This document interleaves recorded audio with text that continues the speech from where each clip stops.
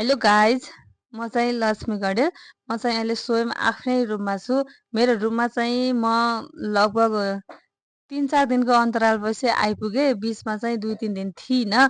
त्यो बिचमा एकजना अपरिचित व्यक्ति आएर बस्नु भएको रहेछ। उहाँ चाहिँ को हुनुहुन्छ, किन आउनुभयो होला, त्यो कुरालाई चाहिँ म हजुरहरू समक्ष उहाँकै मुखबाट सुनाउँछु। अब सुनौँ है त। नमस्कार। हजुर नमस्कार। हजुरको शुभ नाम? मेरो नाम हेमाद्री कौडेल। कहाँदेखि आउनुभयो हजुर? म कोलपुर बाँकेदेखि। के कति कामको लागि आउनुभएको थियो काठमाडौँमा? कति दिन भयो काठमाडौँ प्रवेश गर्नुभएको? म प्रवेश गरेको भयो लगभग 1 हप्ता जति। मेरो विशेष काम चाहिँ मेरो श्रीमान बाहिरबाट आउनुभएको थियो अनि उहाँलाई बाहिर उहाँ जाने टाइम भएको थियो अनि उहाँसँगै आएको थिएँ अनि प्लस घुमघाम भेटघाट सबै। कति दिन घुम्नुभयो काठमाडौँतिर? कस्तो भयो घुमघाम? कुन कुन ठाउँ घुम्नुभयो? मेरो घुमघाम एकदमै रमाइलो भइरहेछ। म अब धेरै घुमेँ, धेरै ठाउँ त बाँकी छ, तैपनि केही 3-4 ठाउँहरू। 3-4 ठाउँ जति घुम्नुभयो, घुमेमध्येको सबभन्दा स्पेसल चाहिँ कुन ठाउँ लाग्यो तपाईँलाई? स्पेसल सबै स्पेसलै छ, तर यो न्यु इयरको टाइममा चाहिँ धेरै कुरा स्पेसल छ। जुन ठाउँ गए पनि त्यतै स्पेसल। रमाइलो छ एकदम। भनेपछि तपाईँले न्यु इयर सँगसँगै आफ्नो श्रीमानलाई चाहिँ विदेश पठाउने तरिकाले आउनुभएको रहेछ। कुन देश पठाउनु भयो आफ्नो श्रीमानलाई चाहिँ? उहाँ चाहिँ छुट्टीमा आउनुभएको थियो बिचमा अनि रोमानियादेखि आउनुभएको थियो। अहिले फर्केर आफ्नो बिदा भ्याएर अनि उतै जानुभएको। हजुर नजाने त रोमानिया के छ? के गराउनु भएको प्लान?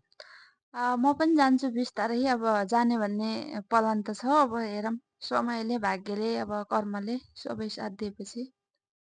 भनेपछि 2-4 दिन काठमाडौँ घुम्नुभयो। अब चाहिँ कति दिनको बसाइ छ? कि बसाइ सकिसक्यो तपाईँको काठमाडौँ? मेरो बसाइ सकिसक्यो, अब 1-2 दिन छ, धेरै छैन। अनि काठमाडौँको स्पेसल खाना चाहिँ के खानुभयो? यो मरिफुनी? होइन, मैले त्यस्तो केही खाएन। स्पेसल खाना आफ्नै घरको सादा खाना। भोलि जाँदै हुनुहुँदो रहेछ अनि आज चाहिँ हजुरको आफन्तीहरूले के पकाएर खुवाउनुभयो कि आफन्तीहरूलाई पकाएर खुवाउनुभयो हजुरले आफै? आफन्तीहरूले पकाएर चाहिँ कहिलेकाहीँ त खुवाउनु भएको थियो, तर आज चाहिँ प्रायः जसो मैले पकाएर खुवाएको छु। आज पनि मैले पकाएर खुवाएको। मैले प्लस अब मेरो बहिनीले मिलेर पकाएको। के पकाएर खानुभयो? हामीले आज स्पेसल जुम्लाको मार्सी धानको चामलको खिर अनि अनि अचार। कहाँदेखि ल्याउनु भयो जुम्लाको मार्सी धान चाहिँ काठमाडौँमा? जुम्लाको मार्सी धान अब विभिन्न ठाउँमा पुग्छ पुग्न त, यहाँ पनि हामीले किनेरै ल्याएको हो। अनि यहाँ अब अन्तभन्दा एकदम चिसो मौसम छ अनि एकदम स्पेसल भएको थियो, मिठो भएको थियो। पहिलोपटक आफ्नै स्वदेशमै उत्पादन गरेको र प्राथमिकतामा नपरेको मैले टेस्ट गर्नु पाएँ। मार्सी धानको खिर एकदमै मिठो लाग्यो। धन्न, मार्सी धानको रहस्य खोलिदिनु भएन। तपाईँलाई धेरै धेरै धन्यवाद। हस्, हजुरलाई पनि धन्यवाद।